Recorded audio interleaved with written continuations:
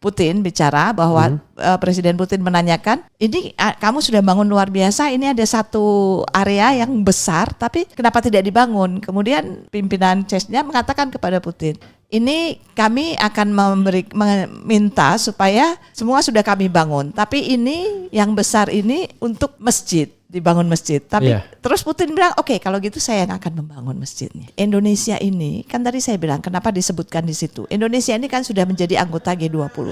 Tinggal bagaimana Indonesia ini menempatkan dirinya sebagai negara besar. Iya, tapi ini kan bukan pengaruh dalam hal, kalau ini kan peperangan yang kita mau. Perang itu sebetulnya yang memicu peperangan itu kan itu Amerika, Inggris, Prancis ya. Jadi itu saja, bukan berarti si Jinping harusnya sudah negara gede main keroyokan lagi gitu. Nah itu maksud saya ya, itu yang kita, dan mereka kan yang selalu membuat isu-isu.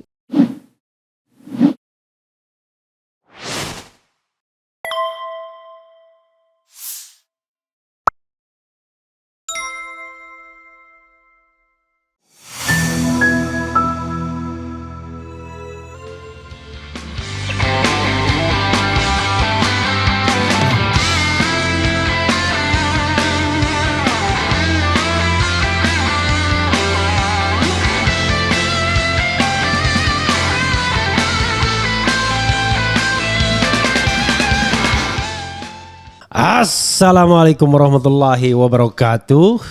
Sobat RH sekalian, jumpa lagi kita di channel yang keren ini. Keren, cadas. Saya nggak tega menggebrak karena di depan saya ada Syarifah ya. Nur Hayati Ali Azhar. Assalamualaikum warahmatullahi wabarakatuh, Bu Nur. Waalaikumsalam warahmatullahi wabarakatuh. Jadi sobat era sekalian ya, kalau ada hidup yang tidak bisa saya jangkau adalah hidup yang dijalani oleh Bu Nur ya. Jadi bolak-balik keluar negeri menghadiri konferensi dunia ya kan. Dan terakhir ini Bu Nur bikin gebrakan yang mungkin tidak ramai di dalam negeri ya, tetapi mudah-mudahan mendapatkan atensi di dunia internasional, yaitu mengirim surat kepada pemimpin-pemimpin dunia. Begitu Bu Nur ya? Betul. Oke. Jadi sebelum saya tanya latar belakangnya, motivasinya, mengapa Joe Biden di atas, mengapa Xi Jinping cuma nomor berapa, itu soal lain. Silakan Bu Nur bacakan surat itu, baik dalam versi Inggris maupun versi Indonesianya, dan silakan menyapa sobat RH termasuk audiens dunia. Kalau dalam kasus ketika membacakan versi Inggrisnya, silakan Bu Nur. Ya, terima kasih Bung Refli. Saya senang sekali. Sebelumnya saya mau menyapa semuanya. Assalamualaikum warahmatullahi wabarakatuh. Waalaikumsalam. Jadi latar belakangnya tadi sebetulnya ini bukan surat pertama, karena yang lalu saya nulis khusus buat Joe Biden dan khusus ditujukan mengenai Gaza. Yang kali ini karena ini akan terus menerus dunia bicara tentang climate change ya, ada COP28, ada COP29 yang akan dilakukan di Azerbaijan soon ya, bulan November ini, September November kalau saya nggak salah. Nah itu makanya kita menulis surat kepada 14 ya global leaders gitu. Nanti saya akan bacakan Bung Refli. Kenapa nomor 1, nomor 2, nomor 3 itu sebetulnya yang di atas dan lain-lain itu sebelum Sekjen PBB yang termasuk ada di situ. Sekjen PBB itu adalah pemilik hak veto. Pemilik hak veto. Jadi mereka yang sering memveto-veto itu. Yeah. Jadi itu latar belakangnya. Baik, akan saya bacakan. Versi Inggrisnya dulu atau versi Indonesianya dulu? Baiknya Inggrisnya dulu Bu Nur. Boleh. Nah, untuk versi Inggris, introduction in English is okay Bu Nur. Okay.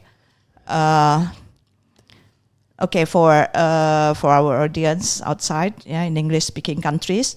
So I'm writing to the global leaders due to the concern of everybody, especially women and children, about how we worry the victims of war and comparing with the climate change, which more attack the global leaders' attention than stopping the war. So let me read with this one. My letter. This is the second letter. Before I sent a letter to Joe Biden, President, United States of America. But I'm happy because after that, a month after that Joe Biden make the three phase of Gaza solution, the war solution. So let me read. Jakarta, June 27, 2024. Number 0396-2024. Open letter to global leaders on the impact of war on women and children.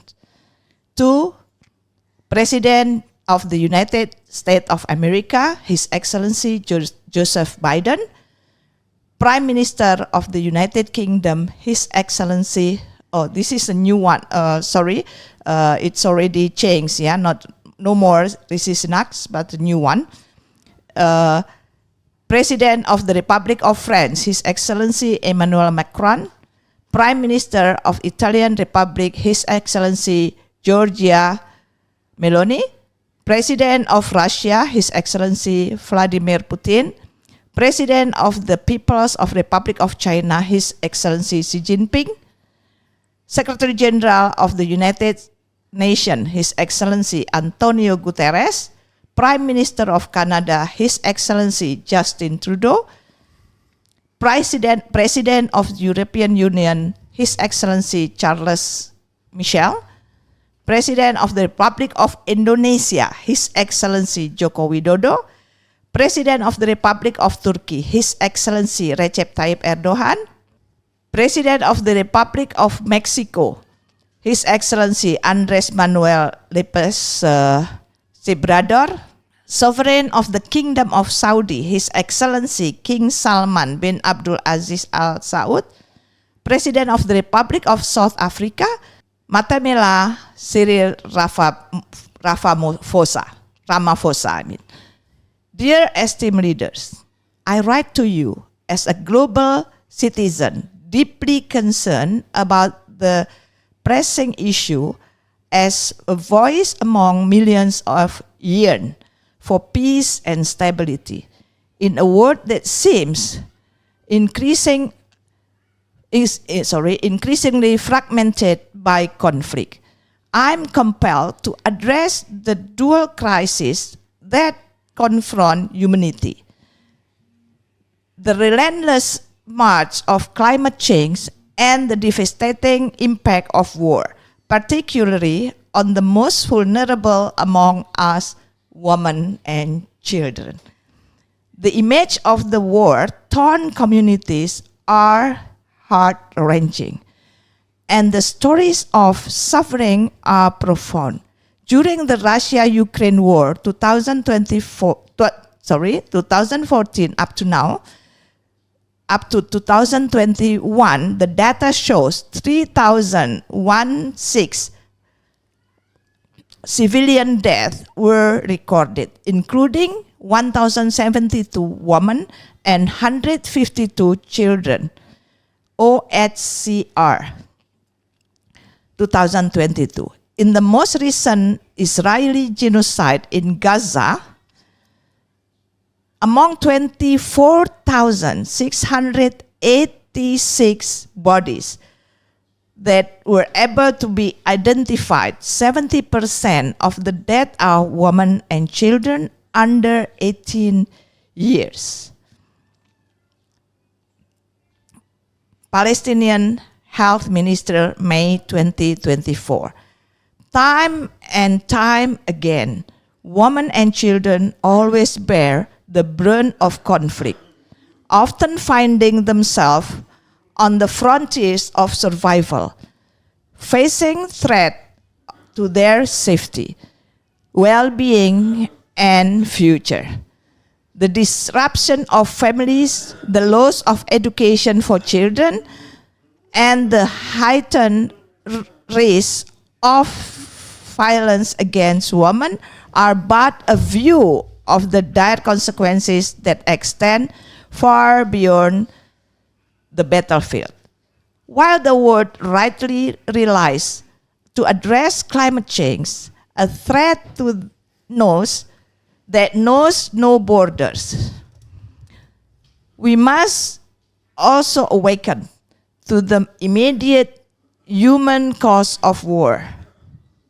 The environmental crisis cannot be divorced from the humanitarian one. They are interconnected challenges that demand a holistic and compassionate response. We urge you as leaders with the power to influence the global agenda to take an active role in championing peace and security. By adopting the latest UN resolution number 2735 and implementing the three-phase proposal as outlined by President Biden. Specifically, your voice as global leaders can advocate for the protection of women and children, ensuring that they are not forgotten casualties of conflict, but rather the focus of our collective efforts to build a more just and peaceful world. Your influence and commitment have the power to change and the course of history. We implore you to actively engage in diplomatic efforts to foster dialogue over discord and to prioritize the well-being of humanity above all else. Let us redirect the resource spent on warfare to initiatives that nurture our communities, bolster our economies, and protect our environment. Invest in peace as fervently as we do in the fight against climate change. Let us harness the same spirit of innovation and cooperation to end wars and shelter lives and futures. Redirect the immense resources spent on armed conflict towards creating a safe haven, supporting education, and empowering women and children to be architects of their destiny. In this pivotal moment, we look to you to lead with empathy and courage, to not only worry about impending threats of climate change, but to also actively take a stand against the devastation wrought by war. Your action can inspire a movement towards peace and set a precedent for future generations to follow. We trust in your ability to rise to this occasion and to guide us toward a future where peace and sustainability are not just ideals, but realities we live by. The eyes of the world and the hopes of children are upon you. With hope and respect, Nur Hayati Ali Assegaf, President of Nura Women Institute, Global Ambassador of Women Political Leaders Global Forum, President of Geneva Council for International Affairs and Development. Ya, saudara sekalian, itu tadi versi bahasa Inggrisnya. Nanti versi Indonesia juga akan dibacakan, tapi tidak langsung, kasihan beliau. Terima kasih. Jadi harus dikasih napas juga ya untuk jeda ya. Bu Nur, ada beberapa hal ya sebelum dibacakan versi Indonesianya, dan versi Indonesianya juga nanti kita cantum Inggris dan dua-duanya nih kita cantumkan di ini ya, nanti di deskripsi dari video ini. Karena ini live, nanti waktu diedit ulang juga akan kita sertakan. Yang menarik soal status Bu Nur dulu ya. Presiden Nura Women Institute. Ini institusi apa nih? Jadi yang dibiayai Jokowi enggak? Negara maksudnya. Jadi menarik, itu pertanyaan yang bagus ya. Jadi Nura Women Institute ini bukan baru dan tidak didirikan oleh 1-2 orang, tapi didirikan oleh banyak ya prominent person dari dunia yang memang worry. Oh, tidak hanya Indonesia ya? Tidak. Jadi ini asalnya tidak di Indonesia gitu. Jadi Nura Women Institute ini tadinya tidak di Indonesia, tetapi kemudian waktu itu saya kan sering sekali kemana-mana ya. Jadi apalagi terlebih ketika saya di Turki mengajar sebagai profesor tamu itu, visiting profesor itu, kita di sana karena dekat kan ke Eropa kemana-mana ya. Tapi ketika saya sudah memutuskan untuk kembali ke Indonesia, ke Jakarta, ini karena kangen sama teman-teman termasuk sama Bung Refli juga gitu ya. Jadi kita minta ini supaya bisa, karena saya presidennya, saya leadernya, jadi saya minta supaya dekat dengan kita. Jadi kita legalkan di Indonesia. Oh, jadi dia jadi Badan Hukum Indonesia ya? Iya, jadi baru-baru berbadan hukum Indonesia baru tahun ini mungkin ya, atau tahun yang lalu kalau nggak salah, tahun lalu. Dan itu dari berapa negara anggotanya? Jadi ini kan Nura Women Institute ini memberikan pelatihan, pelatihan fellowship. Itu alumninya sudah ada di lebih dari 20 negara dan di 5 benua. Jadi apa ini misi organisasinya apa ini? Jadi memberikan enlightening terhadap sebetulnya misi utamanya adalah encouraging more women participation in politics, women and youth sebetulnya, perempuan dan anak-anak muda, karena mereka selalu seperti keprihatinan kita selalu bahwa mereka itu selalu menjadi di front line dalam hal konflik dan menjadi korban di konflik, baik di konflik maupun di climate change juga. Jadi itu ya, dan sudah memberikan apa semacam scholarship, fellowship gitu? Fellowship. Jadi setiap tahun ada fellowship gitu ya. Jadi yang terakhir 2023, yang sekarang masih ongoing ya, artinya pendaftarannya masih dibuka, aplikasinya masih dibuka. Jadi untuk aktivis perempuan. Iya, jadi untuk itu ada dosen ya, ada yang sudah doktor, PhD, ada dosen, ada anggota DPR, jadi leader of the community. Gitu. Mereka fellowship di mana aja?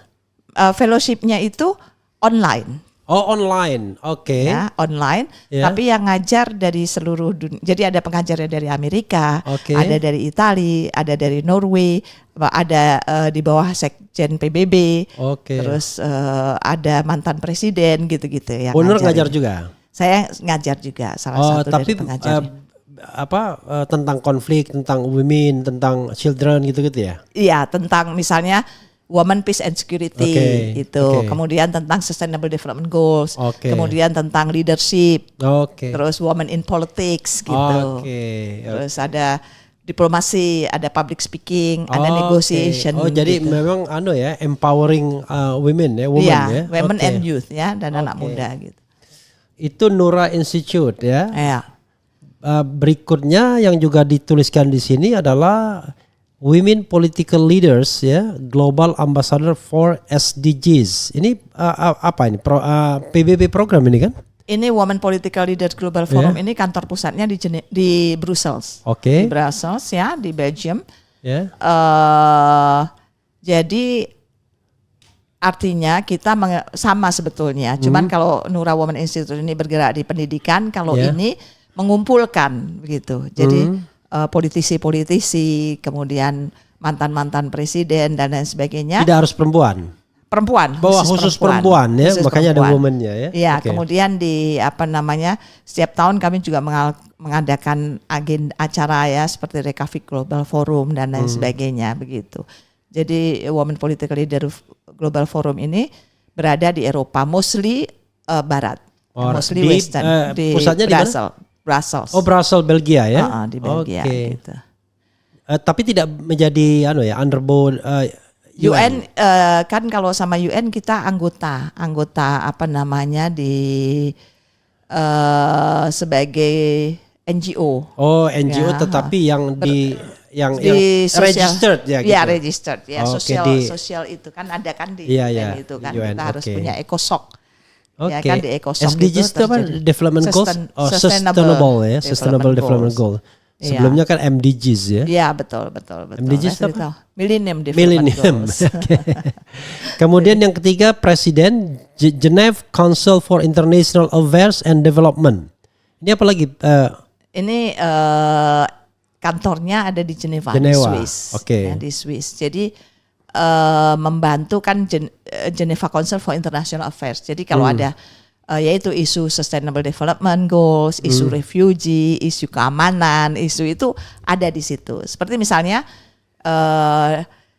kami membantu ya, misalnya ada konflik ya Ukraine apa kita bikin surat waktu sebelum perang Gaza dan lain sebagainya, karena kita fokus ke Ukraine, kita minta supaya perang ini segera dihentikan, gitu ya, perang Ukraine. Jadi kami aktif di dalam hal peace and security, juga humanitarian. Jadi misalnya pernah ada pengungsi dari Suriah, ya dia lari ke Jordan, kemudian di Jordan pemerintah Jordan ingin mengembalikan mereka ke Suriah, tapi karena kita khawatir karena dia pengungsi, kalau dia dikembalikan ke Suriah dia akan di penjara atau mendapatkan hukuman karena dia sudah lari. Nah itu kami coba bantu mereka untuk tidak kembali, tapi kita alihkan ke negara ketiga. Gitu. Jadi humanitarian aid juga, ini ya? Ya, humanitarian, peace, security. Jadi itulah international affairs and development. Bu Nur, ini ada hal yang menarik ya, selain ini ya, yaitu urutan-urutan dan kemudian kenapa ini selected person ini 14 ya.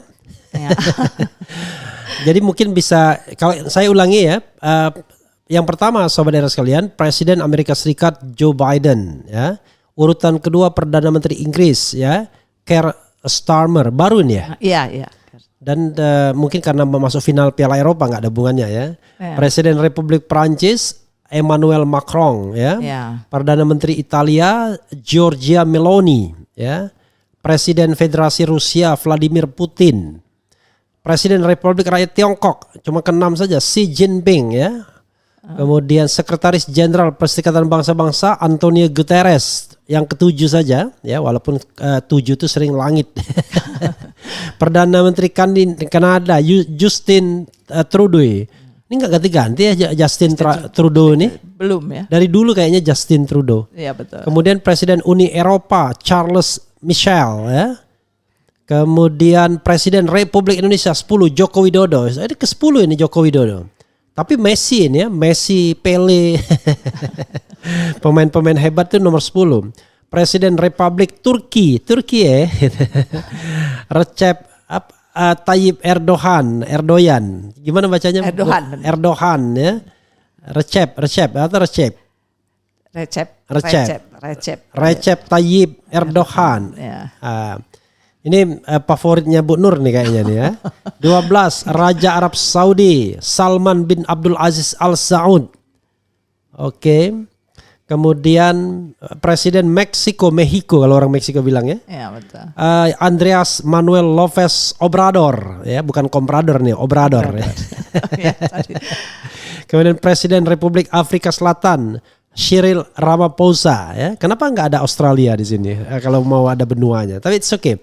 Bu Nur, apa alasan menempatkan Joe Biden di urutan pertama dan Xi Jinping hanya urutan ke-6, kemudian Joko Widodo urutan ke-10, kemudian Sekretaris Jenderal Perserikatan Bangsa-Bangsa urutan ke-7. Begitu mereka terima surat ini, bagi mereka meaning. Silakan Bu Nur. Jadi menarik sekali pertanyaannya. Sebetulnya itu begini ya. Kami tidak menempatkan Biden nomor 1 tapi kita taruh di nomor 1 karena memang ini di dalam peperangan ini yang megang peranan besar di peperangan ini adalah Amerika sebetulnya. Kunci dari terjadinya perang dan lain sebagainya Amerika. Makanya surat saya yang pertama itu saya tujukan khusus kepada Biden saja gitu. Nah, kemudian kalau yang lain itu sebetulnya pemilik hak veto gitu. Jadi penempatannya itu Inggris, Prancis, kemudian nah yang satu itu Italia itu karena perempuan.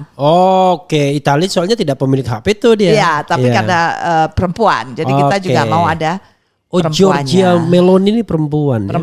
Jadi kita letakkan di situ. Jadi memang kalau kenapa kemudian Pak Jokowi di nomor 10 itu atau sebetulnya sebelum Pak Jokowi Xi Jinping. Karena kan kalau kita bicara pengaruh, Xi Jinping nomor 2 nih pengaruh di dunia setelah Amerika Serikat.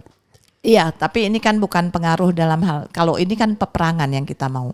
Perang itu sebetulnya yang memicu peperangan itu kan itu Amerika, Inggris, Prancis ya. Jadi itu saja, bukan berarti Xi Jinping sudah negara gede main keroyokan lagi gitu. Nah itu maksud saya ya, itu yang kita, dan mereka kan yang selalu membuat isu-isu ya, isu misalnya mereka bicara mengenai Sustainable Development Goals, tapi mereka bicara mengenai climate change, tapi mereka lupa bahwa climate change ini perang ini membunuh lebih banyak orang daripada climate change.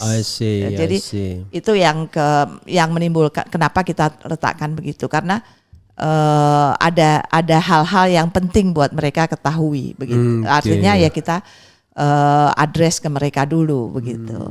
Dan kita kan itu adalah sebuah kenyataan ya di dunia, di internasional itu. Yang ke-10 Joko Widodo.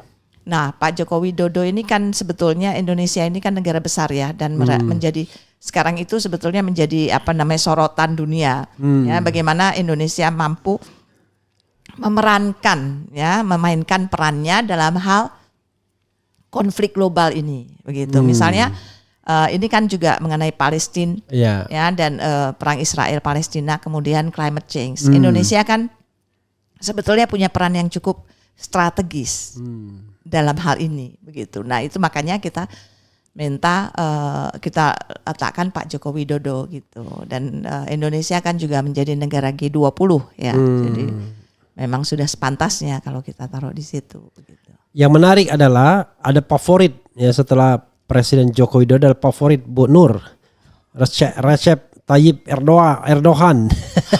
Bang Refli ini bisa saja mengatakan favorit. Kan hanya kebetulan saya yang mengundang itu untuk mengajar itu Turki, dan kebetulan presidennya Recep Tayyip Erdogan begitu kan. Jadi favorit di sana. Jadi kita tahu sekali bagaimana Turki memerankan gitu kan.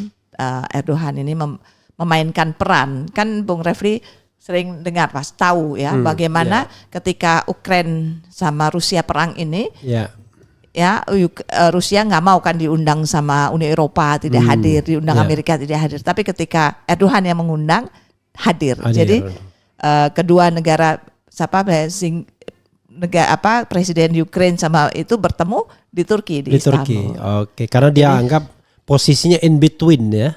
Atau posisinya sentral, kayak kalau pemain sepak bola dia jadi playmaker gitu. Karena Erdogan ini kan anggota NATO ya, anggota NATO, tetapi bersahabat dengan Putin juga, Rusia begitu. Jadi mendapatkan tempat gitulah. Jadi Rusia juga tidak merasa ada kecurigaan gitu kan.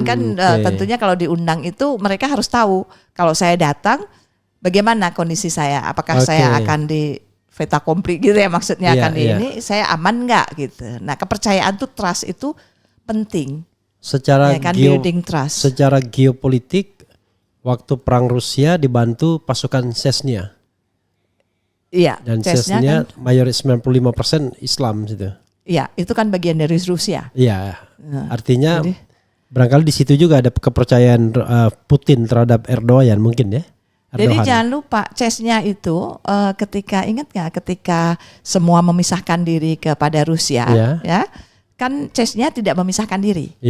Justru membangun dirinya, rajanya ini, pimpinannya ini membangun negerinya dan lain sebagainya, kemudian menyisakan satu area yang cukup besar ya. Kemudian ketika bicara dengan Putin, bicara bahwa Presiden Putin menanyakan, ini kamu sudah bangun luar biasa, ini ada satu area yang besar tapi kenapa tidak dibangun? Kemudian pimpinan Chechnya mengatakan kepada Putin, ini kami akan meminta supaya semua sudah kami bangun, tapi ini yang besar ini untuk masjid, dibangun masjid. Tapi terus Putin bilang, oke, kalau gitu saya yang akan membangun masjidnya.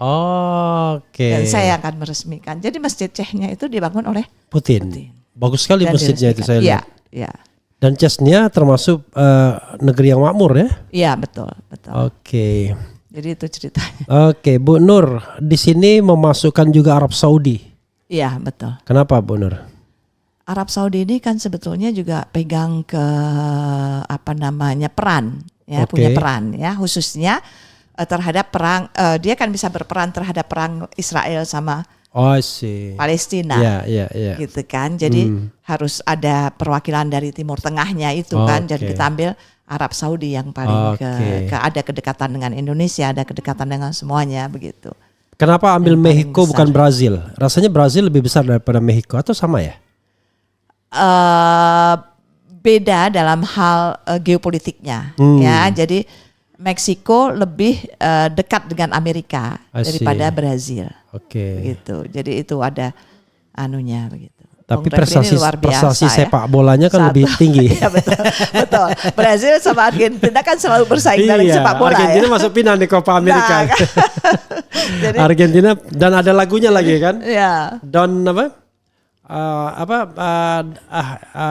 Don't cry for me Argentina. Dan ada joke-nya juga antara Brazil sama Argentina karena mereka selalu bersaing dalam persepak bolaan. Jadi kan di Brazil itu bikin patungnya Yesus paling besar kan. Iya. Terus Argentina di Rio de Janeiro ya. Nah, di Rio. Kemudian Argentina bilang, kan uskup sekarang kan dari Argentina kan, si itu kan siapa namanya yang. Terus Argentina bilang nggak apa-apa, katanya ada Yesus di sana. Tapi kan kita yang ngatur.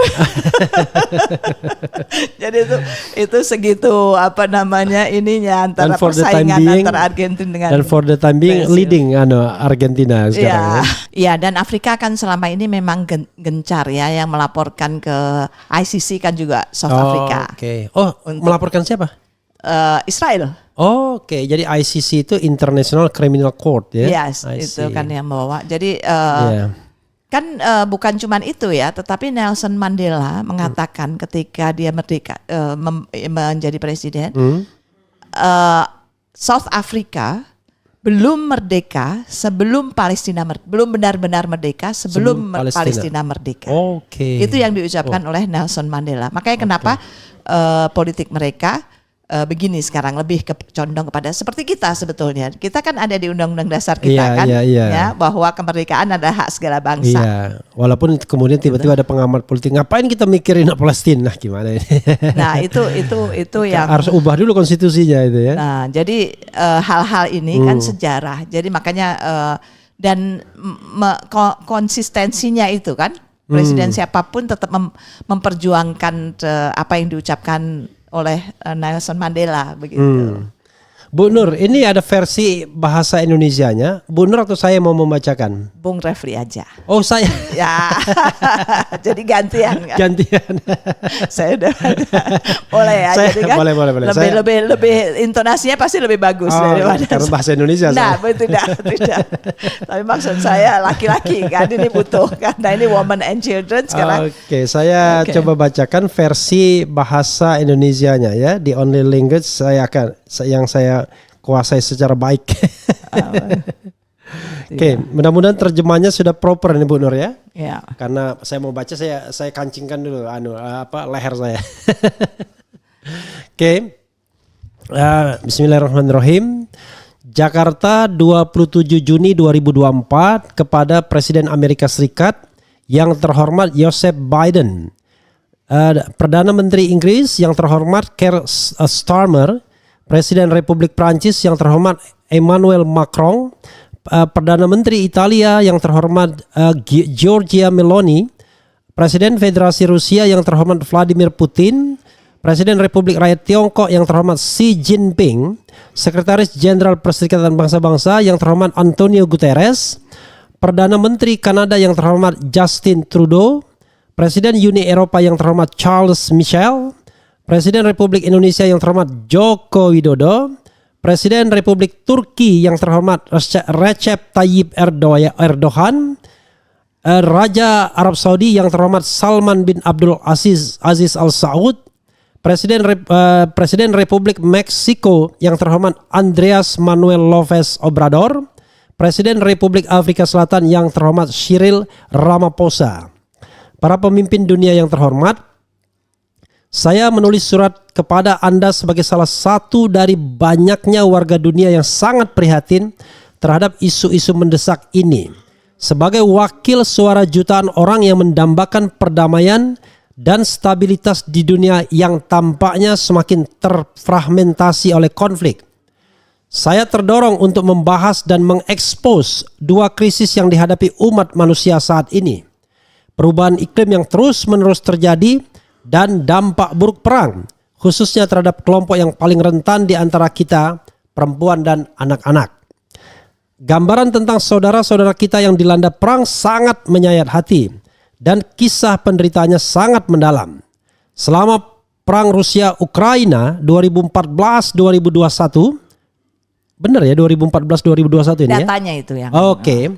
Tercatat perang tersebut menyebabkan 3.106 kematian warga sipil, termasuk diantaranya 1.072 perempuan dan 152 anak-anak.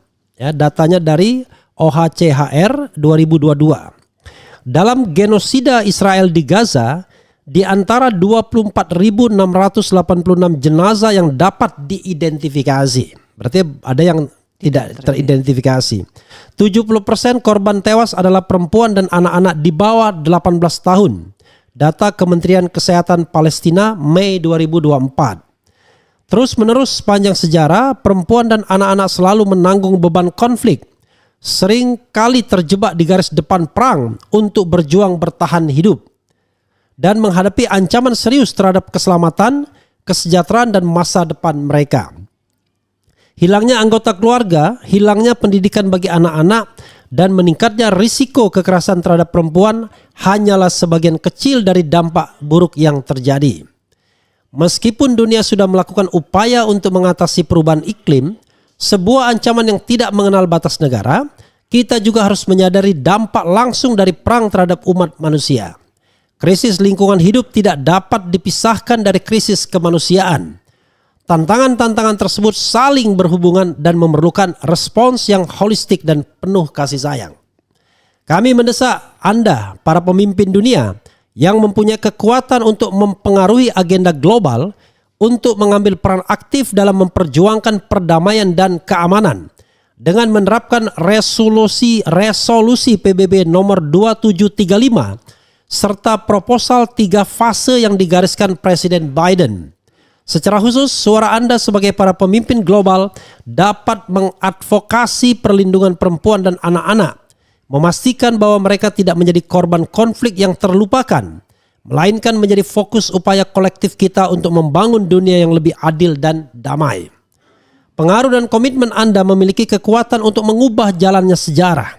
Kami mohon Anda untuk secara aktif terlibat dalam upaya diplomasi, mendorong dialog untuk mengatasi perselisihan, dan memprioritaskan kesejahteraan umat manusia di atas segalanya. Mari kita alihkan sumber daya yang dihabiskan untuk peperangan ke inisiatif-inisiatif yang membina komunitas kita, memperkuat perekonomian kita, dan melindungi lingkungan kita.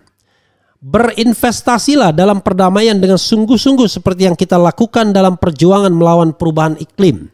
Mari kita manfaatkan semangat inovasi dan kerjasama yang sama untuk mengakhiri perang yang menghancurkan kehidupan dan masa depan. Alihkan sumber daya besar yang dihabiskan untuk konflik bersenjata ke arah mendirikan tempat berlindung yang aman, mendukung pendidikan dan memberdayakan perempuan dan anak-anak. Di momen yang sangat penting ini, kami berharap Anda pemimpin dengan empati dan keberanian. Anda memimpin dengan empati dan keberanian. Tidak hanya mewaspadai ancaman perubahan iklim yang akan datang, namun juga secara aktif mengambil sikap melawan kehancuran yang diakibatkan oleh perang. Tindakan Anda dapat menginspirasi gerakan menuju perdamaian dan menjadi presiden untuk diikuti oleh generasi mendatang. Kami percaya pada kemampuan Anda untuk menghadapi situasi ini dan membimbing kita menuju masa depan di mana perdamaian dan keberlanjutan bukan hanya sekedar cita-cita, namun juga kenyataan yang kita jalani. Mata dunia dan harapan anak-anaknya tertuju pada Anda. Salam hormat, Dr. Nurhayati Ali Assegaf, Presiden Nura Women Institute, Women Political Leaders, Global Ambassador for SDGs, Presiden Geneva Council for International Affairs and Development. Sekian dan terima kasih. Luar biasa, benar kan? Jadi intonasinya semuanya kalau Pak Bung Refri yang bacakan beda. Dan kita butuh itu, karena ini buat perempuan butuh laki-laki untuk membacakan. Gitu ya. Karena kan sebagian besar pemimpinnya adalah laki-laki. Iya. Gitu. Jadi Bu Nur, ada lagi yang ingin saya tanyakan adalah surat ini ditujukan memang jelas ya, tetapi kemana addressnya kemana? Jadi surat ini kami kirim ke satu persatu. Oke. Ya, jadi kami kirim langsung ke Biden, kami kirim ke Erdogan, kami kirim ke Antonio Guterres, kami kirim satu persatu. Bukan ke kedubes mereka, bukan ya? Tidak, langsung ke kantor Presidential Office, gitu.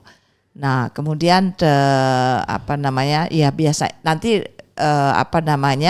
dibaca atau tidak dan lain sebagainya. Itu tapi soal lain. Ya. Tapi ini sudah menyebar, artinya kita taruh di website, kita taruh ini ya, dan itu biasanya mengundang orang-orang membaca. Begitu. Oke. Kalau ini kan surat Bu Nur ya, tapi mengatasnamakan 3 institusi ini ya, itu memang mereka sudah menyatakan concern yang sama atau bagaimana ya? Ya, karena justru saya mewakili mereka karena kita tahu bahwa concernnya adalah sama. Gitu. Okay. Kan ini kita bicara dalam hal ini Bung Refri tahu saya tidak pernah bicara tentang agama ya. Iya. Jadi kita tidak pernah bicara tentang Islam atau apa.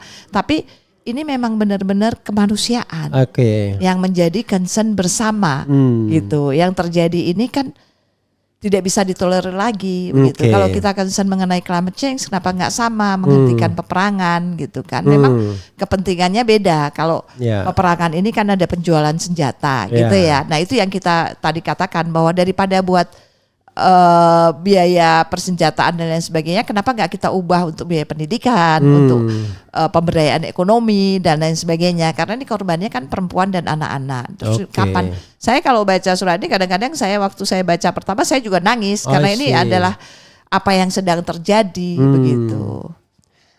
Kadang-kadang masalahnya persenjataan itu sengaja produsen senjata sengaja menciptakan konflik kadang-kadang. Iya itu gitu. Sebetulnya tidak harus menciptakan konflik ya sebetulnya ya, karena setiap negara itu terus membutuhkan kan untuk keamanannya, untuk confidence-nya. Kalau dia nggak punya senjata kan tidak harus berkonflik, tapi dia akan terus membeli. Ya. Karena supaya mereka merasa confident, merasa aman. Kan? Sebagian orang yang serakah mungkin berpikir kalau ada konflik lebih cepat penjualannya. Nah itu yang kita ini gitu. Kan gitu. Bu Nur, sebelum saya tanya lagi soal peran Indonesia di dunia internasional, apa yang Bu Nur saksikan, kita coba bacakan komentar Sobat Era yang relevan saja, yang tidak relevan saya nggak bacakan ya. Ada satu hal, Jepang tidak masuk ya, mungkin Bu Nur bisa benar. Ya. Padahal Jepang kan negara besar juga. Kemudian Bu Nur kalau S1 di mana? SMA di mana? Saya di Malang. Oh, SMA di Malang ya. Sorry dari SD lah sekalian. Saya SD, SMP, SMA sampai kelas 1 di Solo karena saya lahir di Solo. Sampai kelas 1? Iya. Di Solo. Kelas 2 saya pindah ke Malang sampai kuliah di Malang. Di Brawijaya. Di Brawijaya, dan saya kuliah di di Fakultas Kedokteran. Oh, kedokteran. Allahu Akbar. Ya, Jadi kemudian saya sudah sampai tingkat yang lumayan ini ya. Artinya saya bisa dapat gelar. Kemudian saya melanjutkan ke Amerika. Ke Amerika di Los Angeles. Saya di sana, kemudian dari sana. Universitas apa? Saya sebetulnya saya ambil di Los Angeles City College. Jadi terus saya ke USC juga. Ya. Terus. Jadi college itu pasca SMA lagi ya? College karena saya ngambil PR, Public Relations. Setelah itu baru USC, University of Southern California. Southern California. Southern California ya. Terus saya jadi juga. Untuk penyesuaian ya, karena ngambil PR gitu ya. Iya, itu kan college-nya di LACC, kemudian melanjutkan gitu. Tapi Lalu, itu saya menarik sekali. Saya pernah membantu Levi's waktu itu dalam public PR-nya Levi's waktu itu. Levi's lagi jatuh-jatuhnya karena ada kesalahan. Terus kami yang dari grup dari mahasiswa yang membantu untuk mempiarkan gitu bagaimana reboundnya Levi's gitu waktu itu. Jadi, orang Indonesia atau orang Sunda bilangnya lepis. Lepis. Saya juga tergabung dalam PRSSA. Jadi Public Relations Society of America, United States of America. Jadi sempat praktek dan bekerja di sana berarti Bu Nur? Enggak. Cuman cuman magang dan lain sebagainya begitu. Berarti itu S1 lagi atau S2? S1 masih. S1 lagi. Lalu S2-nya? Itu saya menariknya. S2-nya saya di UI. Tapi ambil American Study. American Studies. S3-nya? Study. UGM. Ambil? Kebijakan publik, public policy, luar biasa. Pantas saja bisa ngomong apa aja ya. Tapi kalau basicnya kedokteran ya ngambil kuliah apa aja bisa. Tapi kalau sosial ngambil kedokteran ya nggak bisa. Luar biasa ya. Ada bilang pemimpin dunia biadab mana mau dengar suara dari organisasi yang waras ya, itu soal lain ya. Nah ini perlu klarifikasi ya. Apakah Ibu masih sebagai pengurus Partai Demokrat? Enggak lagi ya? Saya pikir itu enggak relevan ya? Tidak relevan ya. Karena kita enggak bicara tentang politik di sini. Iya. Dia kagak mau jawab tuh no name ya kan? Apalagi pertanyaan di Turki, apakah Erdogan masih didukung mayoritas rakyat ya? Enggak relevan enggak nih kalau ditanya begini? Jadi rakyat yang mana ya? Maksud saya kalau saya kan masih bolak-balik ya ke Turki ya. Atau gini aja, mood Ibu terhadap politik Turki itu hari ini nowadays. Kalau saya karena saya politisi artinya, dan saya di sana di Ankara itu tahu, saya punya kenalan teman-teman di oposisi ya, oposisinya Erdogan dan Erdogan. Menurut saya Erdogan itu ini bukan karena favorit atau tidak favorit ya, tetapi saya melihat bahwa Erdogan itu masih menjaga demokrasi. Bagaimana ukurannya apa? Mesti Bang Refli tanya kan, kok Bu Nur bisa bilang menjaga demokrasi, ukurannya apa? Ukurannya begini, bahwa di sana itu oposisi masih punya TV media. Itu ukuran kan, tidak di freedom of speech masih terjaga. Itu kan ukuran demokrasi ya Bung Refli ya? Betul kan ya? Yang jelas kita masuk Turki nggak pakai visa. Maksud saya kalau freedom of speech masih terjaga, jadi kritik-kritik. Tapi biasanya salah satu negara yang bisa adalah ketika kita bisa masuk bebas, itu berarti negara itu tidak tertutup gitu. Nah itu juga, iya kan, itu juga kan devisanya Turki kan dari tourism. Iya kan, jadi dia sangat terbuka begitu kan. Kemudian yang kedua, ini kan Erdogan menang ya. Menjadi presiden lagi, tetapi di pilkadanya dia kalah. Nah, itu menurut banyak, saya, maksudnya dari partai dia kalah. Banyak kalah. Menurut saya itu tidak. Menurut saya itu ukuran sebuah demokrasi ya. Jadi dia tidak mengharuskan karena dia menang tidak menggunakan kekuasaannya untuk memenangkan di mana-mana. Untuk gentong babi ya, pork barrel politik. Nah, itu maksud saya kan ukurannya begitu. Jadi tetapi harus tahu bahwa di Turki itu yaitu tadi karena demokrasinya terjaga, jadi memang banyak orang yang oposisinya yang ini ya dibiarkan saja, dan mereka selalu, apalagi Turki ini kan menjadi ancaman bagi Uni Eropa ketika makanya dia belum diterima sebagai anggota Uni Eropa kan. Karena dia menurut saya ya, seperti kekuatan teknologi, dia berani gitu. Berani dalam arti kata dia tidak bergantung kepada negara lain. Jadi negara ini keberpihakan terhadap rakyatnya besar. Jadi yang dia utamakan misalnya turis.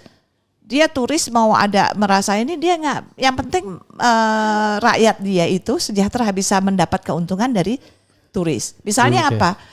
Saya di sana waktu itu, saya kan di Ankara ya, ada taksi kan. Nah waktu itu pakai Ankara itu Asia ya? Ankara iya. Asia. Ya, Ankara. Kemudian ada taksi online kan. Nah itu diprotes sama warga negaranya. Karena taksi-taksi yang pribadi itu seperti kita punya dulu kan banyak itu merasa tersaingi. Nah terus di stop online-nya. Online-nya, oke. Tapi tidak begitu saja, tapi kemudian dibuatkan infrastruktur untuk taksi-taksi yang biasa ini. Jadi orang mudah mengakses, memanggil taksi-taksi ini. Kemudian disiapkan apa istilahnya tempat taksi, halte taksi itu ada gitu. Jadi menurut saya keberpihakan itu penting ya untuk. Ya jangan sampai seperti sebuah negara ya sama orang asing ramah sama rakyat sendiri enggak. Bener ya, luar biasa ya. Mudah-mudahan itu menjawab ya. Iya, insya Allah menjawab ya. Oke, ini bagian akhir Bu Nur yang ingin saya tanyakan. Bu Nur kan pasti sering sekali mengikuti forum-forum internasional, ya, menyaksikan langsung bagaimana tokoh-tokoh Indonesia hadir ya dengan gesture politik masing-masing ya. Kalau misalnya boleh ya kasih contoh, gimana penampilan tokoh-tokoh politik Indonesia ya, mungkin Presiden Joko Widodo, kalau ada Prabowo dan lain sebagainya, apa evaluasi Bu Nur terhadap hal tersebut, baik strength point maupun weak point-nya sebagai bahan evaluasi? Karena Bu Nur politisi yang diplomat, silakan dieksplor dengan bahasa Bu Nur. Jadi gini, mungkin saya bisa ini kan ya. Sebetulnya menarik sekali karena saya kemarin waktu di Qatar Economic Forum, saya ketemu sama Pak Prabowo. I see. Dan saya Bu Nur hadir di sana? Iya, sebagai diundang sama Bloomberg. Saya mendapat undangan dari Bloomberg. Gitu. Jadi saya sering mendapatkan undangan langsung dari Bloomberg. Seperti yang interview Bloomberg juga ini. Iya, ada sebetulnya ada kan rekaman-rekamannya kan pasti itu udah beredar di mana-mana. Iya, kan artinya bagaimana waktu itu kan memang sudah disebut presiden elect kan terpilih gitu ya, yang hadir begitu. Kemudian juga itu Pak Prabowo memberikan, semua sudah tahu ya bahwa Pak Prabowo mengatakan bahwa keprihatinannya terhadap disparitas yang terjadi, gitu. Jadi ada miskin, kaya dan itu menjadi keprihatinan beliau. Dan bahkan beliau sempat mengatakan bahwa proteksionis itu boleh. Jadi itu yang sempat mendapatkan tantangan, semua kaget kan. Tapi karena beliau mengatakan bahwa itu untuk rakyat. Bahwa buat saya rakyat saya nomor satu. Itu Pak Prabowo mengatakan gitu. Itu di Qatar Economic Forum. Kemudian kita kan juga pernah jadi tuan rumah G20 ya. Ya kan waktu itu ya, semua di Bali ya, semua hadir gitu ya, banyak negara-negara besar hadir ya. Sekarang begini Bung Refli, Indonesia ini kan tadi saya bilang kenapa disebutkan di situ. Indonesia ini kan sudah menjadi anggota G20. Tinggal bagaimana Indonesia ini menempatkan dirinya sebagai negara besar. Jadi kalau saya belajar banyak, karena saya kebetulan 2 tahun lebih di Turki, ya saya belajar banyak. Kedaulatan itu nomor 1, ya menjaga masyarakat, keberpihakan nomor 1. Nah sekarang saya kan selalu bicara kalau sama presiden kita, ya pimpinan kita selalu mengatakan kalau di luar itu bahwa kita ini negara terbesar, ya demokrasi ketiga terbesar di dunia dengan mayoritas penduduknya Muslim. Ya kalau kita bicara bahwa paling besar bukan mayoritas, tetapi dulu kita bilang terbesar di dunia kan Islamnya nomor 1 kan. Sekarang nomor 2 kan sudah Pakistan nomor 1. Oh Pakistan nomor 1 sekarang? Iya, jadi kita sekarang bicaranya mayoritas penduduknya Muslim dan itu tidak Pakistan berapa penduduknya? Pokoknya lebih besar dari Indonesia Islamnya, bisa dilihat ya. Nanti jadi begini. Bahkan ada yang bilang bukan Pakistan tapi India unidentified. Jadi Pakistan yang sudah diakui dunia Pakistan. Artinya tetapi tidak bisa dideny ya bahwa mayoritas penduduknya Muslim. Begitu kan, dan itu yang selalu diutarakan gitu. Kenapa? Seperti kita bela Palestina karena undang-undang dasar kan gitu, dan itu amanat undang-undang dasar gitu kan. Jadi bukan karena jadi masyarakat harus mengerti, dalam arti kata masyarakat kita itu kan pinter-pinter semua, ya kan, bahwa pembelaan Indonesia terhadap Palestina ini bukan karena Islam atau non-Islam. Dan harus difahami di Palestina itu tidak hanya tinggal orang-orang Islam. Kan begitu, di negara-negara lain juga begitu kan, di Libanon, di mana itu kan tidak semuanya Islam gitu. Nah ini yang harus maksudnya harus ada penjelasan ya, tidak hanya selain amanat undang-undang seperti saya tadi katakan bahwa di di South Africa juga itu perkataan Mandela gitu kan, yang terus konsisten mereka jalankan. Sama dengan Bung Karno kan, kemerdekaan Indonesia yang mengakui pertama Palestina begitu kan. Nah hal-hal ini harus dimengerti. Bagaimana Indonesia ini, ya apalagi sekarang ini, dengan geopolitik ini, Indonesia bisa berperan luar biasa sebetulnya. Gitu ya. Nah berperan di ASEAN, ya peran Indonesia di ASEAN, ini seharusnya. Jadi saya benar-benar kurang pahami, begitu ya. Mengapa kita yang mengakui secara ini bahwa mayoritas penduduknya Muslim, tetapi kita di dalam sendiri ribut, gitu ya. Saya nggak tahu apa yang salah gitu ya. Saya tahu bahwa itu tidak diciptakan ini, tapi sepertinya konflik ini tidak bisa dihindarkan gitu. Tapi saya yakin ini harus kembali ya. Kan dulu memang ada istilahnya keterbelahan ketika 2014 ya. Cebong kampret. 2019 ya, 2014, 2019 ya kan ada. Tapi kan sekarang bisa disatukan gitu ya. Jadi menurut saya ya tidak perlu lagi ada masalah-masalah itu. Ada masalah yang lebih besar sebagai negara yang kita ini sumber daya alamnya banyak, sumber daya manusianya banyak, bonus demografinya generasi Z yang bisa kita manfaatkan secara baik, secara benar ya. Baik saja tidak cukup, tapi harus ada benarnya gitu ya Bung Refli ya. Setuju nggak dengan kata tidak saja baik tapi benar? Iya dong. Gitu, kalau kan? bahasa Indonesia tidak hanya baik tapi benar. Karena kalau baik saja kita nulisnya dengan baik, bacaannya baik, kalau nggak benar ya nggak dapat 100 gitu kan. Jadi benar tuh esensi. Nah, baik tuh komunikasi. Oh gitu, luar biasa. Jadi pemimpin tuh bisa aja kelihatan baik, tapi nggak benar dia. Oh gitu. Bagi-bagi bansos dan mengatasnamakan itu pemberian istana misalnya, itu kelihatan baik, tapi nggak benar. itu tergantung bagaimana ya. Jadi dalam hal ini ya, kemudian kembali lagi. Jadi Indonesia ini bisa berperan, memainkan perannya yang sangat strategis. Ya. Kita tidak usah bicara mengenai sekarang misalnya, kan ribut nih misalnya bagaimana ke RRT ya kan, Tiongkok kan, kita harus bicara Tiongkok atau ke Amerika. Sebetulnya sekarang kan tidak lagi unipolar kan, tapi multipolar, banyak yang berperan gitu kan, banyak yang bisa berperan. Karena seperti apa misalnya, seperti tadi kan mengatakan ya Jepang ya, tapi Jepang ini perannya memang sekarang agak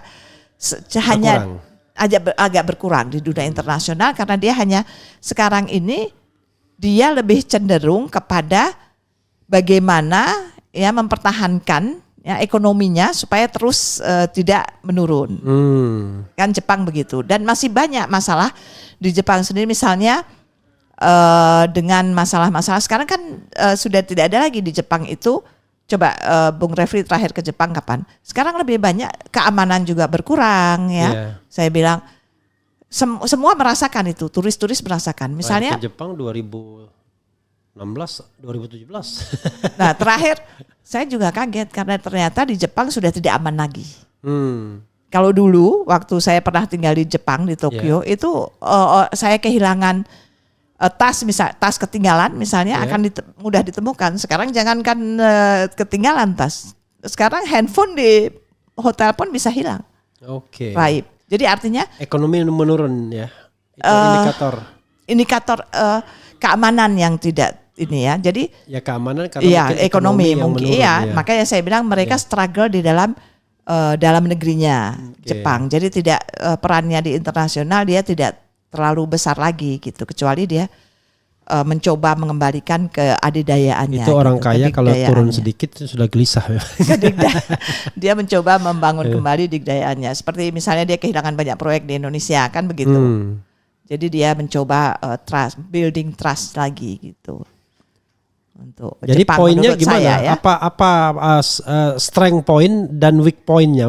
Tadi strength pointnya Bu Nur sudah singgung. Weak pointnya apa, Bu? Indonesia negara besar ya kan? Bisa berperan, bisa memainkan perannya yang cukup besar gitu kan, karena di paling tidak geopolitik. sudah G20. Tapi weak pointnya apa? Sumber daya manusia atau apa? Atau pemimpinnya? Bingung ya Bu Nur jawabnya ini pasti. Enggak, jadi begini maksud saya ya, ini kan tidak bisa diselesaikan, kita tidak bisa menyelesaikannya hanya melihat satu ya, tapi ini harus secara terintegrasi, ya kan? Kalau bahasa ininya komprehensif integral gitu kan. Jadi secara mari kita.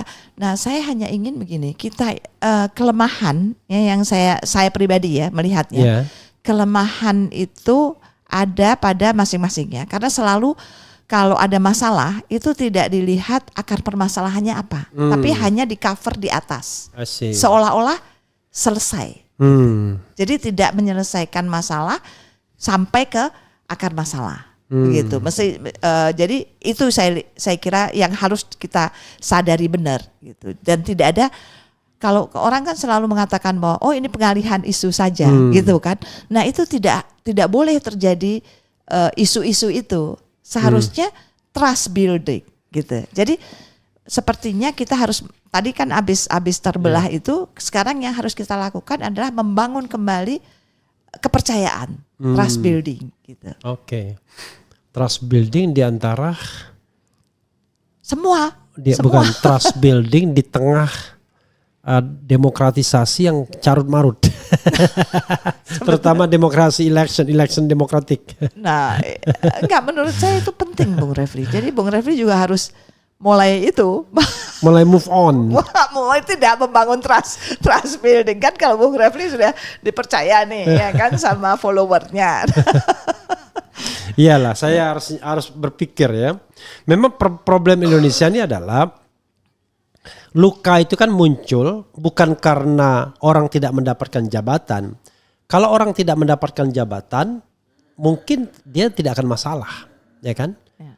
Karena banyak kok orang yang idealis gitu ya. Betul. Tapi persoalannya adalah ketika kita harus menerima kecurangan sebagai bagian dari kebiasaan politik kita gitu. Jadi kita senantiasa berkompromi, ya nggak apa-apa money politik itu, nggak apa-apa gentong babi pork barrel politik itu. Nanti setelah election kita damai lagi. Nanti besok 2029 kita bikin lagi. Itu yang menurut saya akar masalahnya di sana. Nah itu kan yang saya bilang, menyelesaikannya tidak hanya di permukaan, tetapi harus diperbaiki. Begitu. Nah, bagaimana memperbaikinya ya dengan policy, kebijakan. Makanya saya selalu katakan orang-orang seperti Bung Refli ini harus masuk dalam pembuat kebijakan, karena ya tidak hanya di luar, karena masuk ke dalam pembuat kebijakan itu tidak sekedar ditunjuk, misalnya bagi-bagi ini ya jadi menteri dan lain sebagainya, tapi banyak hal kan. Sebenarnya misalnya, Bu Nur, sebenarnya nanti saya dimarahin lagi terus nanti bilang ini kok terus silakan terus Bu Nur. Sebenarnya kan bisa ya, makanya saya katakan yang harus kembali dibangun itu trust building ya. Terus bagaimana membangun yang pembuat kita kan perlu, makanya ada Nura Women Institute kan memberikan enlightening terhadap politics, bahwa jangan sampai orang berpikir bahwa politik itu jahat, politik itu ini ya, tapi bisa kok memberdayakan dirinya gitu. Yang harus tadi self building trust building ini, kita juga harus empower ya banyak orang self employed.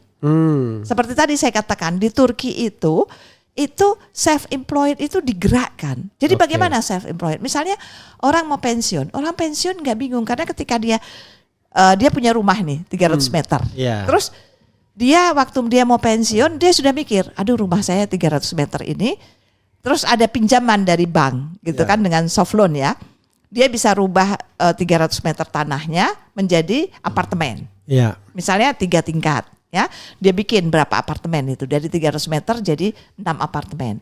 kemudian dia sewa-sewakan apartemennya atau dia jual gitu. Dan dia menjadi agen property agent sendiri. Jadi itu self-employed. Nah, setiap orang, misalnya Bung Refli punya rumah di pinggir jalan gitu ya. Terus atau di mana aja, itu Bung Refli bisa buka warung, bisa buka apa. Itu setiap orang bisa melakukan itu. Ini kan bikin media sosial self-employed juga. Nah, Cuma kalau pemerintahnya tiba-tiba mengadakan shadow ban kan kacau jadinya kan. Nah itu yang saya bilang tadi kan harus ada, trust building ya kan? Jadi saling percaya bahwa ini akan Tapi membawa. Trust building itu sebenarnya kan harus ditunjukkan dengan bukti nyata kan, Bu Nur. Misalnya saya kasih contoh kecil misalnya. Kemarin kan kita kan luka pemilu sesungguhnya. Benar. Karena kita bukan hanya soal mendukung 01, 02, 03, tapi yang menyakitkan itu adalah di mana kekuasaan dengan telanjang itu menggunakan segala resourcesnya untuk memenangkan calon tertentu, kan begitu. Nah, oke, kita disuruh melupakan itu. Ya nggak bisa dong. Lalu bagaimana panasianya? Panasianya gampang menurut saya. Panasianya adalah, ini kan ada pilkada di seluruh Indonesia. Coba Prabowo dan partainya, ya kan, serta koalisinya itu membuat sebuah demokrasi yang bermartabat, tidak pork barrel politik, tidak money politik, dan dia mengajak semua anak bangsa untuk berlaku secara baik di dalam proses berpilkada. Tapi kan tidak terlihat upaya itu dilakukan. Malah partainya sudah menggerakkan aparat desa. Jadi gimana kita mau trust building kalau tidak menunjukkan itu? Kan nggak bisa kita cuma omong-omong di dunia internasional saya punya komitmen untuk memberantas korupsi. Padahal korupsi di depan mata yang nyata itu pilkada itu nggak diperbaiki gitu loh. Kalau menurut saya begini ya, mungkin saya ini ya. Itulah kita kan tahu di depan mata ini ada pilkada. Nah pilkada ini kan sebetulnya semua kan sama aja, semua punya hak untuk memilih gitu kan. Nah jadi untuk building itu menurut saya untuk trust building dan lain sebagainya. Sekarang kan misalnya Bung Refli bilang nggak ada itu. Nah bagaimana kita bisa menjadikan itu ada? Ya kita komunikasi. Kalau di dalam Islam kan silaturahim.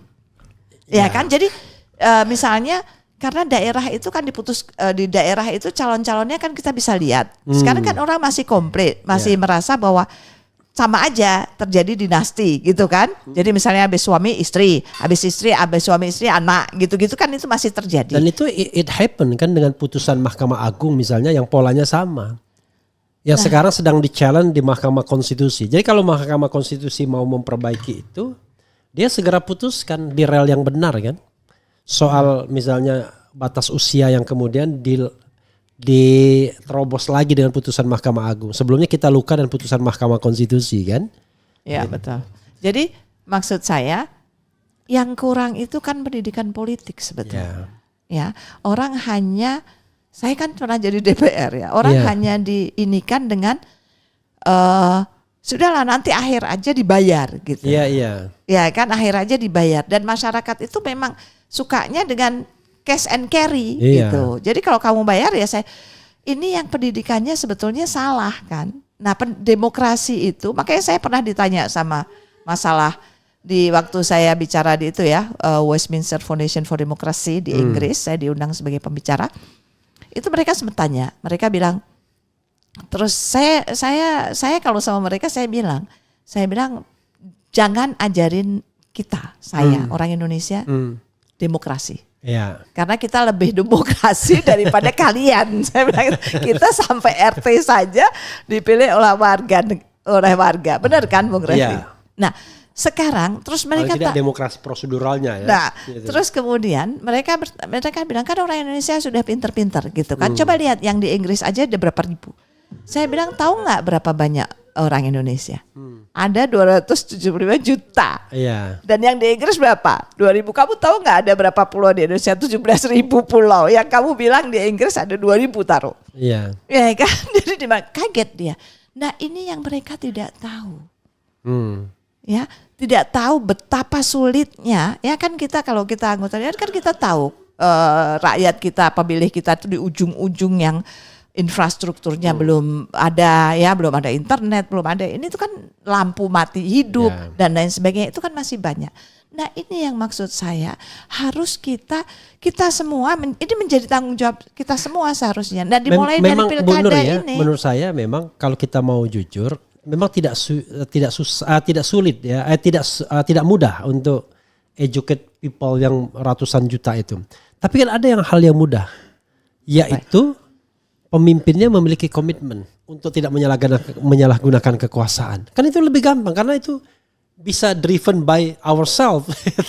Itu benar, tetapi Bung Refli jangan lupa kan ada pepatah kan? Power tend to corrupt. Ya itulah. Nah, absolute power tend corrupt absolutely.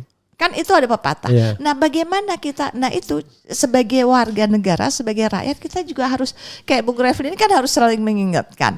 Dan kita tidak hanya mengingatkan, mengkritik. Nah, tapi begitu kita mengkritik dihantam kita sama follower dia. saya kira ini ke depan insya Allah ini juga karena tidak semua pemimpin tahu sampai detail-detail. Dan ini juga kesalahan orang-orang di sekitarnya yang tidak mau berbicara karena kalau di depannya bicarain nanti dimarahin gitu kan, takut tidak mendapat favor. Kalau Prabowo tahu dia portfolio politik tuh dia tahu. Dia tahu kalau tahu. Orang dia ngomong kok, kalau nggak sama Jokowi nggak ada gunanya kita ikut pilpres, ngabisin duit aja katanya. Nah, dia tahu portfolio politik itu. Saya itu waktu saya Bung Refli ingat kan waktu saya di di inner circle, artinya waktu dengan Pak SBY itu. Saya kalau kemana-mana saya selalu beli buku yang inner circle. Karena semua presiden, kebanyakan ya, sebagian besar presiden di dunia ini jatuh karena inner circle-nya. Bukan karena presidennya gitu. Jadi menjadi inner circle juga harus siap gitu untuk mengingatkan, karena kan bukan buat dirinya tapi buat orang banyak, kepentingan yang lebih besar gitu. Jadi itu Bung Refli. Jadi artinya, lucu, Bu Nur tiba-tiba meyakinkan saya. Sebenarnya kita harus yakinkan bukan saya, tapi Prabowo-nya. Enggak. Kalau Prabowo misalnya melakukan langkah yang strategis, ya kan? Yaitu dia memastikan pilkada DKI ini jujur dan adil, ya kan? Wah itu more than enough, itu bisa menutup luka. Jadi kalaupun menang dan kalah itu nggak ada masalah, karena betul-betul a fair competition. Nah, bisa nggak kalau dia menjamin pilkada seluruh Indonesia mungkin akan berat, tapi menjamin pilkada DKI itu jujur dan adil itu sangat mudah. Itu bagus ya, dan ini belum terjadi. Jadi kita belum bisa menjudge bahwa Prabowo bisa atau tidak bisa, dan mudah-mudahan Pak Prabowo mendengarkan ini. Pak Prabowo dengarkan kami, ya kan?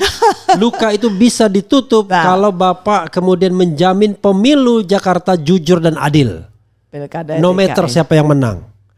Kan itu mudah-mudahan itu satu indikator ya, indikator. Kita kan belum indikator lainnya, tidak ada orang yang ditangkap gara-gara ngomong. Nah itu bagus kan? Sekarang kan kita tinggal lihat ini kan ini proses, dan saya juga ingin bahwa masyarakat sadar bahwa pilkada ini penting, tidak hanya pilpres. Karena pilkada ini persiapan untuk menuju 2029. Jadi masyarakat jangan hanya beryuforia gitu kan ya. Jadi ininya cuma di pilpres ya, tapi pilkada ini penting karena bayangin Bung Refli, banyak loh yang ngeluh ya pilkada ini, misalnya ya, coba perhatikan sekarang banyak yang ngeluh karena saya kemarin dikeluhin pajak PBB naik gitu kan, padahal di daerah-daerah yang orang bayar PBB aja nggak punya duit karena dia dapat tanah karena warisan gitu kan, tapi PBB-nya naik, terus kalau nggak bayar didenda. Gitu. Nah ini yang saya ingin masyarakat sadar bahwa ini ditentukan oleh pilkada. Karena wali kota, bupati itu yang membuat kebijakan-kebijakan ini. Gitu. Jadi kalau misalnya ya pusat kekuasaan, karena gini, nanti pilkada itu 27 November. Semua ya serentak. Iya, dan ini real test bagi Prabowo yang dilantik pada 20 Oktober. Betul. Kalau dia misalnya menggunakan pola Jokowi, cawe-cawe di dalam election, hancur kita, tambah hancur. Tambah luka itu makin menganga. Tapi kalau dia sebagai integrator tidak menjadi pemain, ya kan? Maka Indonesia luka itu akan mengecil. Nah pertanyaannya adalah, jangan lupa dia ada dual function. Satu sebagai Presiden Republik Indonesia, which is Presiden kita semua. Yang kedua adalah Ketua Umum partai politik yang namanya Gerindra yang memiliki kepentingan untuk memenangkan pertarungan. Makanya kok jadi presiden kok masih jadi ketua umum partai politik itu gimana ya? Karena akhirnya sempit kan cara berpikirnya kan. Dia tidak percaya bahwa menjadi seorang negarawan itu akan laku dibandingkan ketua umum partai politik. Nah ini kan himbauan juga. Kan beliau belum dilantik. Juga. Ya iya. Siapa tahu nanti kalau dilantik berhenti dia. Terus kita kan belum tahu. Nanti dia bilang setelah saya dilantik saya tetap ketua umum partai politik tapi urusan saya serahkan ke orang lain. Apa doa itu namanya. Dia remote orang itu. Tapi maksud saya mari kita aja semuanya. Saya bukan mencoba meyakinkan Bung Refli, tapi saya mencoba mengajak. Ayo kita itu positive thinking, terus optimis. Cuman begini, supaya bisa merubah. Ada satu hal yang membuat Anda biar tidak kecewa hidup itu. Anda lihatlah sejarah. Jadi jangan hanya berpikir tentang masa depan, tapi berpikirlah tentang sejarah, track record. Dan ternyata yang kita omongkan tuh nggak pernah terjadi. SBY setelah jadi presiden balik lagi dia ke partai. Tapi nggak memastikan dinasti keluarganya tetap eksis di sana. Kemudian Bu Mega setelah jadi presiden tetap menjadi ketua umum partai politik. Pak Jokowi ya kan setelah jadi presiden bilangnya mau ke Solo ya kan. Betul. Tapi udah siap-siap tuh udah bikin DPA ya, Dewan Pertimbangan Agung. Tapi sudah dibangun loh rumahnya di Solo. Ya kan rumah itu kan cuma sudah dibangun. Cuma sekedar transit bolak-balik aja. Sama seperti JK, dia bilang waktu selesai jadi wakil presiden saya akan pulang ke Sulawesi katanya. Ternyata enggak, nyalon lagi ternyata. Ternyata power itu tempted ya. Ya. Menyenangkan, menggoda. Ya, jadi apa karena namanya? Itu orang seperti saya tidak akan pernah kecewa kalau seandainya sama aja Prabowo ya misalnya. Paling tidak gini, ini kan kita bicara perspektif ya, pendekatan. Kalau kita bicara pendekatan yang sangat minimalis, yang sangat pesimistik, jangan dikira itu negatif. Enggak. Itu bisa positif. Kenapa? Kalau seandainya misalnya nilai kita 3, low level banget ternyata kepemimpinan Prabowo. Kita udah sadar, memang begitu. Kita udah prediksikan. Saya pernah bilang itu, maaf saya potong. Saya pernah bilang bahwa, makanya saya tadi kan katakan, inner circle dan lain sebagainya. Saya pernah sampaikan itu. Bahwa jamu atau obat itu pahit tapi menyembuhkan. Kritik itu kan pahit didengar, ya kan menyakitkan, tapi kan menyembuhkan. Karena kalau ibu saya dulu bilang sama saya sebelum saya menikah dipesanin begini, kalau suami kamu marah keras sama kamu, jangan dijawab, dengarkan. Karena dalam kemarahan itu ada kebenaran. Apa yang dia tidak suka dari kamu, dia ucapkan di dalam kemarahan.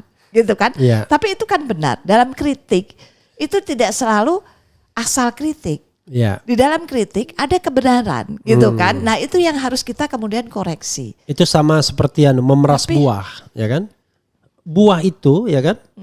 Ketika Anda peras pasti ada intisarinya kan? Gitu, nah, kemudian saya bilang tadi, bagaimana kalau obat itu pahit ya, jamu itu pahit tapi menyembuhkan. Gula manis tapi mematikan. Lebih banyak orang yang suka itu tapi. Hah? Lebih banyak suka gula. Gula-gula. Suka gula. Ya maksud saya tadi kan Bang Refli bilang saya akuin itu. Saya paling seneng saya dikritik. Karena dari kritik itu kita bisa memperbaiki. Kan di manusia nggak ada yang perfect. Ada kelemahan, ada kelebihan, ada kelemahan. Tapi mari kita sama-sama saling kelebihan ini kita satukan supaya bisa membangun yang lebih besar. Tapi kelemahan kita nggak usah tambah-tambah lemahnya, gitu kan.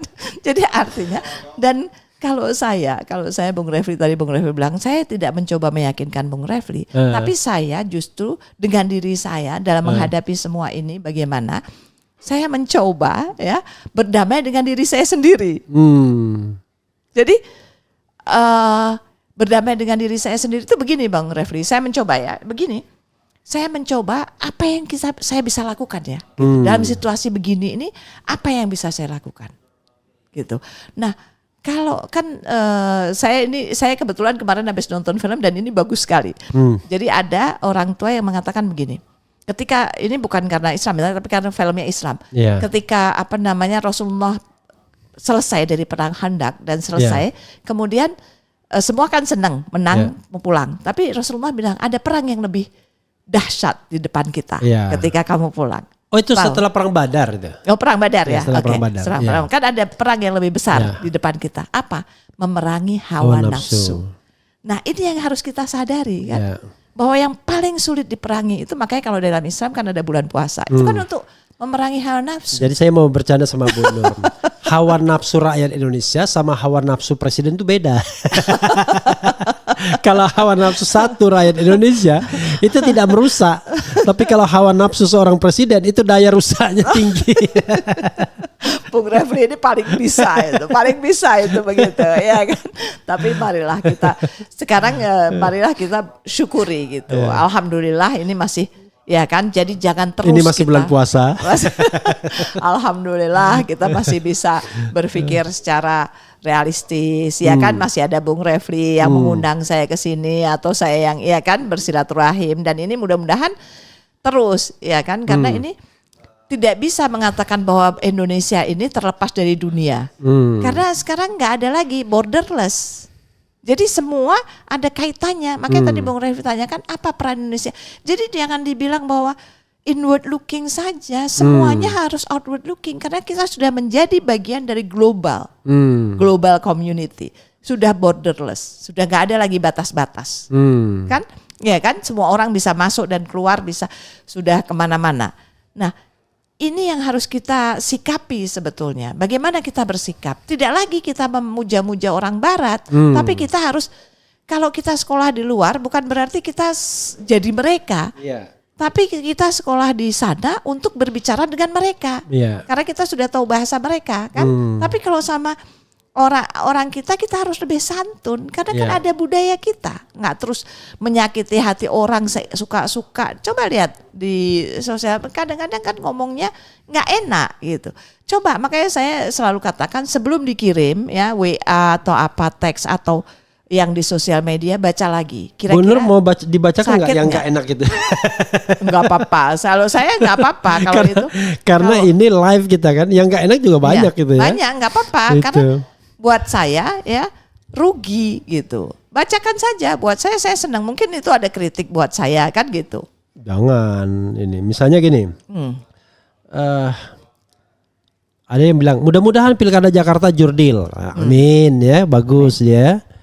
Tapi ada yang tanya, apakah Prabowo berperan dalam sidang atau hanya biarkan bergulir? Jadi kan sekarang ini ada sidang di MK yang ingin mengembalikan tafsir usia. Kan calon gubernur itu 30 tahun. Itu bahasa undang-undangnya. Tiba-tiba sama MA ditwist dia. Calon gubernur 30 tahun ketika dilantik. Padahal calon. Namanya kan calon. Jadi calon itu bapak-bapak, ibu-ibu, sobat dan sekalian, ketika ditetapkan oleh KPU itu namanya calon. Ya. Setelah mendaftar, kasih berkas, ditetapkan itu namanya calon. Nah, itu sedang digugat, ingin dikembalikan tafsirnya kepada MK. Pertanyaannya adalah apakah MK lagi-lagi akan mengeluarkan produk yang melindungi dinasti itu kan? Apakah MK akan mengembalikan pada roh yang sesungguhnya yang sebenarnya nggak usah pakai yang pintar-pintar amat. Nah ini bisa kita lihat, bahwa apa yang akan terjadi di pilkada dengan keputusan MK. Jadi kita nggak usah berharap terlalu banyak ketika itu sudah, ya kan? Dan kita nanti tiba-tiba MK bilang begini, mudah-mudahan tidak terjadi. Oh, itu nggak ada kaitannya. Ini putusan kami ini untuk pilkada ke depan 2029. Bu Nur, saya kira kalau saya menahan Bu Nur lebih lama lagi zalim juga ya. Silakan Bu Nur wrap up pembicaraan kita dan kemudian sampaikan closing statement kepada sobat era sekalian, hal-hal yang barangkali belum dikemukakan dan hal-hal yang perlu ditekankan kembali, emphasizing. Silakan. Ya, terima kasih Bung Refli. Jadi saya terima kasih kepada sobat RH ya yang sudah menonton live ini. Saya cuma ingin memberikan satu penekanan bahwa mengapa kami prihatin sekali ya. Nura bukan berarti saya ya, karena ini sudah kita bicarakan di board meeting ya. Jadi sebelum surat ini beredar kita sudah bicarakan ini bahwa penting memang ada yang kepedulian itu harus diungkapkan, tidak hanya disimpan, begitu ya. Jadi surat open letter ini buat global leaders ini penting ya, apapun tanggapannya, tapi kita sudah ada aksi ya, menulis surat kepada mereka, dan mudah-mudahan ada respon. Biasanya itu secara tidak langsung mereka meresponnya, begitu ya. Paling tidak dibaca oleh dunia bahwa ada keprihatinan dari mewakili jutaan orang yang mengungkapkan bahwa cukup ya, perempuan dan anak-anak ini selalu menjadi korban, begitu. Dan ini harus dihentikan. Ketika kita bicara Millennium Sustainable Development Goals, ketika kita bicara ini, tapi kita melupakan bahwa yang terdepan itu selalu perempuan dan anak yang menjadi korbannya, begitu. Dan inilah keprihatinan kami ya, mengapa menulis surat itu. Kemudian seperti tadi saya ungkapkan, sekarang ini tidak bisa kita mengatakan, oh kita orang Indonesia, kita sudah menjadi, kita harus sadar bahwa kita sudah menjadi bagian dari komunitas global. Coba borderless, sosial media itu dibaca di seluruh dunia kan? Kan tidak ada bahwa kalau kita muat di Instagram hanya untuk orang Indonesia, itu kan sudah menjadi bagian dari global. Jadi saya juga ingin mengatakan bahwa tunjukkan kebudayaan kita, jangan bicara saling menjelekkan. Ayo kita bangun bangsa ini, bangsa yang bermartabat, bangsa yang berdaulat, bangsa yang berbudaya. Kan kita bicara Bhinneka Tunggal Ika. Tapi jangan kita tunjukkan kita saling menyerang, saling menyakiti. Karena menyakiti itu luka itu susah sembuhnya. Saya mengajar public communication, public speaking ya. Saya selalu katakan, terlebih kalau mencuatkan itu ya, sebelum kamu lempar kata-kata itu, ya coba baca lagi. Sakit nggak ketika itu ditujukan kepada diri kita? Ya, jadi ini juga saya bukan merasa bahwa saya paling tidak, tapi ini harus membangun kembali. Saya kan katakan building trust. Jadi kita sudah yakin, kita sudah sepakat menjadi Bhinneka Tunggal Ika, berbeda-beda tetapi satu bangsa Indonesia, berbahasa-bahasa Indonesia, kan gitu. Nah, kemudian apa yang ingin saya sekali lagi ya, mari sama-sama kita pemerintahan ke depan, pemerintahan yang akan datang, pemerintahan saat ini menjadi bagian dari semua ya. Keberpihakan itu penting. Keberpihakan bagi masyarakat Indonesia itu penting. Untuk apa? Kesejahteraan. Menghilangkan ketimpangan kesejahteraan ya, artinya ketimpangan sosial itu penting. Dan ini dibutuhkan sebuah kebijakan yang berpihak kepada rakyat Indonesia.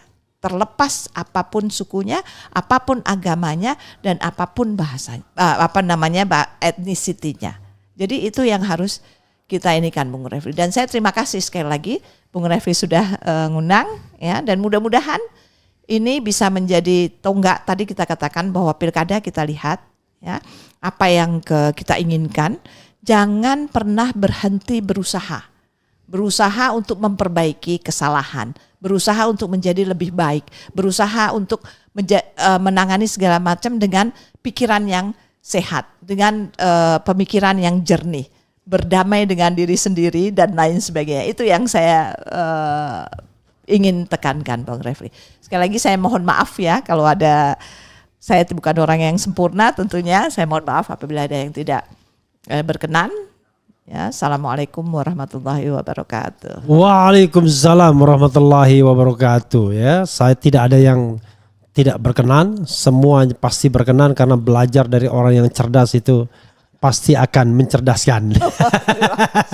Saya juga pengen ya kalau ada yang bisa buka itu ikut fellowship karena banyak dari ini dan orang Indonesia pendengarnya mudah-mudahan bisa. Jadi Fellowship for Women in Politics 2024 gitu. Jadi nanti mudah-mudahan saya encourage anak saya untuk ikut ya fellowship. Ya, bagus. 2024. 24 ini masih pembukaannya sampai 31 Juli. Sampai 31 Juli ya. Jadi ini sudah mudah-mudahan ya karena paling syarat yang paling utama adalah bahasa Inggris pastinya. Iya betul. Itu ada kuncinya ya. Ya, sahabat sekalian, mudah-mudahan perbincangan ini menarik dan nanti saya akan bikinlah sesi debat ya. Karena kadang-kadang kata Rocky Gerung pikiran hanya bisa dinilai sebagai pikiran kalau dia bisa didebat, ya kan? Oh, boleh. Kalau dia tidak Bagus, bisa Mbak. didebat, itu namanya bukan pikiran, tapi indoktrinasi, doktrin, Brainwashing, atau ya. arahan, brainwashing, ya kan? Itu saja, sahabat Eros sekalian. Wassalamualaikum warahmatullahi wabarakatuh. Keren, cadas, dia.